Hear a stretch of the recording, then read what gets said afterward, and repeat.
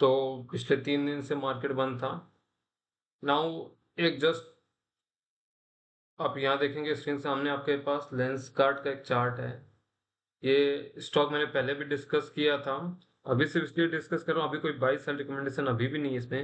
मैंने last time भी discuss किया था, तब भी ये बोला था ये चार्ट ने दोनों कन्वर्जेंट, एक जो इसकी ट्रेंड लाइन जा रही है उसके पास है। लास्ट टाइम हम डिस्कस किए थे तब 25-24 जून को डिस्कस किए थे, तब हमने बताया था कि ये क्रॉस अपना ट्रेंड लाइन को नीचे से अच्छा खासा तोड़ा है, बट सस्टेन नहीं कर पाया, क्लोजिंग ऊपर थी, तो यहाँ पास एक अपमूव आने के चांसेस है, बट हमें ब्रेकडाउन का वेट करना पड़ेगा।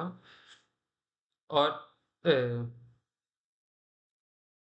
ब्रेकआउट का, और अब नेक्स्ट डे के कैंडल में देखिए, नेक्स्ट डे के कैंडल में ट्रेंड लाइन के जस्ट पास ही ओपन हुआ था और एक काफी बियरिश कैंडल बना दिए। मतलब ये स्टॉक अपने दोनों ट्रेंड लाइन को तोड़ नहीं रहा है।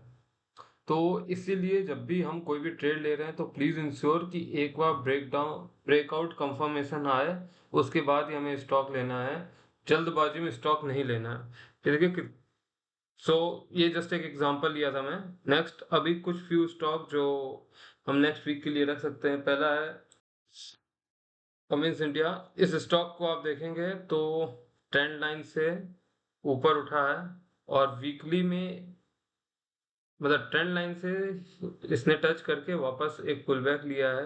वीकली में बियरिश है, पर डेली में अगर देखेंगे तो डेली में एक इसने थोड़ा सा पियर्सिंग पैटर्न टाइप बनाया है, और अपना जो इसका ट्रेंड लाइन था और ये जो लाइन है जहां पास ये कंटिन्यूस स्टे कर रहा था वही पास, मतलब शॉर्ट टर्म में हम ले ले लें 27 मई से 28 जून, एक महीने के अंदर जो इसका सपोर्ट बना हुआ था वहीं पास उसने जाके वहां से एक बुलिश कैंडल दी है, तो यहाँ और 1.56% का मूव है, तो एक ये स्टॉक को हम रडार में रख सकते हैं। नेक्स्ट इज पूना वाला। इस स्टॉक में भी आप देखेंगे कि एक पहले यहाँ पास अगर आप पिछले 3-4 दिन का पैटर्न देखें तो एक बुलिश कैंडल बनाया है अच्छा खासा, देन थोड़ा कंसोलिडेशन, एक डोजी स्टार, देन ये अपन एक हैमर पैटर्न बनाया, देन ये 2.84% के लास्ट ट्रेडिंग सेशन में मूव दिया है। तो यहाँ पास एक ये बुलिशनेस सिग्नल है।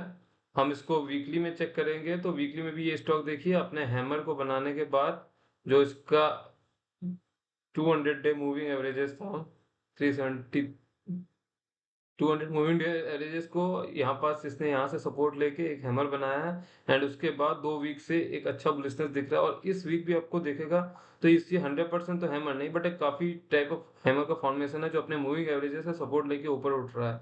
तो वीक चार्ट में ये स्टॉक बुलिश है, इस स्टॉक को भी रखेंगे रडार में। Next is Keynes.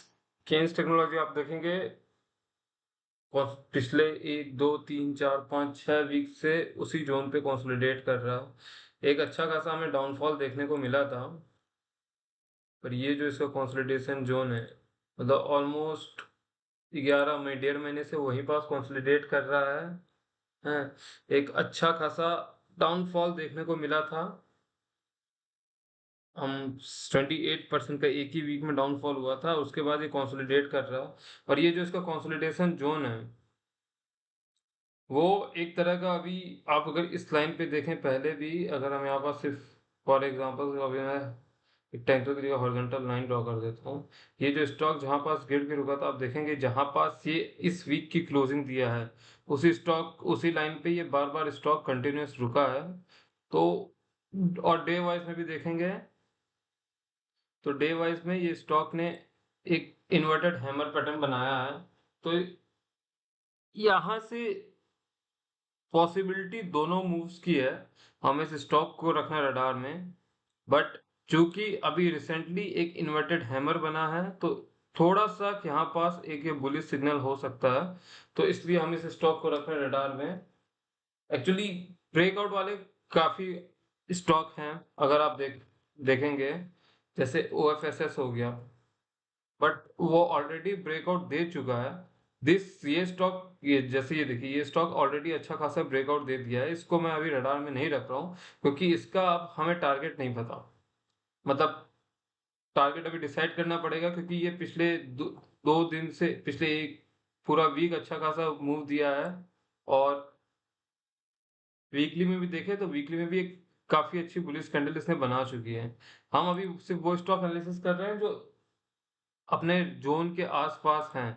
जैसे अभी मैंने केन्स बताया, that is there at consolidation zone, तो यहाँ पास से एक अच्छा, अगर यहाँ पास से स्टॉक भगता है तो हमें एक अच्छा मार्जिन परसेंटेज मिल सकता है। और यहाँ पास हमारा क्या है कि स्टॉप लॉस भी काफी छोटा हो जाता है। नेक्स्ट स्टॉक इज, इस स्टॉक का हम पहले भी 2-3 बार जिक्र कर चुके हैं और ये स्टॉक आप देखेंगे अच्छा मूव भी दिया है, एक्यूटास केमिकल। और अभी भी जो लास्ट इसका वीक है, एक अप ट्रेंड में ये स्टॉक है, अपने मूविंग एवरेजेस से सपोर्ट लेके ऊपर उठा है। और जो इसका लास्ट वीक का क्लोजिंग था, दैट इज डोजी। डोजी आपका बहुत बार, ये जो डोजी था थोड़ा सा बियरिश साइन था, बट डोजी के ऊपर इसने ओपनिंग दी है लास्ट वीक और क्लोजिंग भी उसके ऊपर दी है, तो एक ये यहाँ पास बुलिश सिग्नल है लास्ट वीक का। देन डेली टाइम फ्रेम में भी आप देखेंगे तो डेली टाइम फ्रेम में भी अपने मूविंग एवरेज से कंसोलिडेट कर रहा है, तो इस स्टॉक को हम रख सकते हैं रडार में। इस स्टॉक में हमने पहले भी बात की है और एक डिसेंट सा मूव हमने देखने को भी मिला भी है, जैसे 3%, 3.5%, 4.5%। देन तो एक डिसेंट सा मूव देखने को मिला भी है। सेकंड चीज ये क्या है, अभी ये स्टॉक जो इसका ऑल टाइम हाई है क्लोजिंग में, उसको ब्रेक करने के कगार में है। वीक वीक में आप देख लीजिए, मंथ में देख लीजिए, तो ये जो स्टॉक है अभी इसको अपने हाई को ब्रेक करने के कगार में है, तो यहाँ पास एक अच्छी उम्मीद है। अगर ये स्टॉक यहाँ से अपने हाई को ब्रेक करता है तो एक अच्छी रैली देखने को मिलेगी। एक स्टॉक ये है केसी इंटरनेशनल, इसमें अगर आप टेक्निकल टर्म्स में जाएं तो चार्ट नो डाउट अपने, आप इस पे देखेंगे तो अपने कंसोलिडेशन जोन में है, इन्वर्टेड हैमर बनाया है डेली में। वीकली में भी जाएं तो कंसोलिडेशन जोन में है। और ट्विजर टॉप तो नहीं, बट हाँ एक वीकली में थोड़ा वीक है। बट इस स्टॉक को हम इसलिए रडार में रख रहे हैं कि इसमें के अंदर एक फंडामेंटल न्यूज है। इस स्टॉक में पीजीसीआईएल ने 9 मंथ का एक बैन लगाया था, जो अभी उसने रिवॉक किया है। और जब ये बैन लगा था तो ऑलमोस्ट स्टॉक अपना 8-9% डाउनफॉल दिखाया था। तो डेली चार्ट में थोड़ा ठीक है, chart is not so bullish, but एक फंडामेंटल न्यूज है, सो सिर्फ इसके चार्ट पैटर्न को आप देख के इसको आप अपनी इसमें राय बनाए क्या लेना है। Next stock is Maruti. Maruti का आप स्टॉक देखेंगे,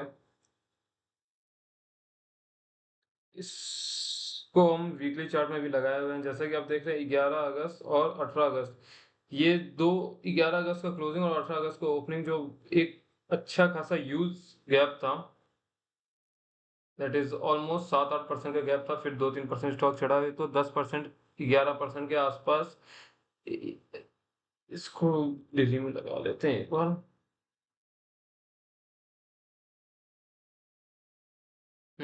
दिल्ली में इस स्टॉक को देखिए, इस स्टॉक ने अपना जो यहाँ पास 14 अगस्त एंड देन 18 अगस्त, 15, 16, 17 हॉलीडे था, तो यहाँ पास जो एक स्टॉक मूव दिया था वो एक अच्छा खासा गैप अप था 8.75% का। उसके बाद आप यहाँ देखेंगे ये स्टॉक को, इस गैप डाउन को इसने मार्च 26 में तोड़ा है। उसके बाद जब भी कोई गैप अप या गैप डाउन होता है, that become a strong resistance और सपोर्ट।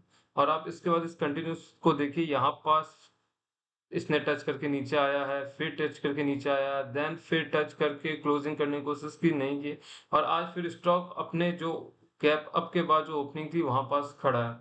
तो again same, we have to wait for breakout. हमें एक कैंडल, दो कैंडल ऐसी देखनी है जो ओपनिंग के ऊपर हमें इस रेजिस्टेंस, सपोर्ट के ऊपर, सॉरी रेजिस्टेंस, अभी तो रेजिस्टेंस है, इस रेजिस्टेंस के ऊपर हमें क्लोजिंग दे। और उसके बाद हम एक यहाँ से एक फ्रेश एंट्री ले सकते हैं, तो एक अच्छा खासा यहाँ से हमें देखने को मिल जाएगा। आप यहाँ पर देखेंगे ये अपनी मूविंग एवरेजेस और यहाँ पास से टच हो रहा है, तो इस स्टॉक को रखना है रडार में। दिस आर जस्ट जस्ट ये ब्रेकआउट दे तो प्लीज नोट दैट हम यहाँ जो भी स्टॉक बता रहे हैं, हम ऑलरेडी जो ब्रेकआउट दे चुके हैं स्टॉक, उसमें स्टॉप लॉस भी ज्यादा हो जाता है और आपके पास टारगेट भी कम है। हम सिर्फ ये स्टॉक बता रहे हैं कि आप क्या रख सकते हैं रडार में, और जब ब्रेकआउट दे तब आपको घुसना है। हम सारे स्टॉक जो ऑलमोस्ट अपने ब्रेकआउट के पास हैं या एक्सपेक्टेड ब्रेकआउट है वो बता रहे हैं। और आपने पिछले कुछ टाइम से देखा होगा, 2 हफ्तों में जो हमने जो भी वीडियो अपलोड किए हैं उसमें काफी ऐसे स्टॉक हैं जो अगले जब हम बता रहे हैं उसके विद इन 1 वीक के अंदर ही वो बहुत अच्छा खासा बूम दे दे रहे हैं। बस हमें बस ये देखना है, अगर ये स्टॉक जैसे सपोज मारुति की हम बात कर रहे हैं, अगर ये स्टॉक यहाँ से नीचे जाता है तो फिर हमें यहाँ फ्रेश एंट्री कुछ नहीं लेनी है। स्टॉक ऊपर जाता है तो हम इसको देख सकते हैं। देन स्टैंडर्ड डिस्क्लेमर, ये प्लेटफॉर्म में हम जो भी डिस्कस कर रहे हैं that is just for knowledge and educational purpose. हम यहाँ कोई भी बाई और सेल रिकमेंड नहीं दे रहे हैं। आपको बाई और सेल जो भी करना है वो आप अपने फाइनेंशियल एडवाइजर से पूछ के करें। और अगर आपको इस वीडियो से फायदा हो रहा है तो प्लीज इसको लाइक करें, शेयर करें, सब्सक्राइब करें। धन्यवाद।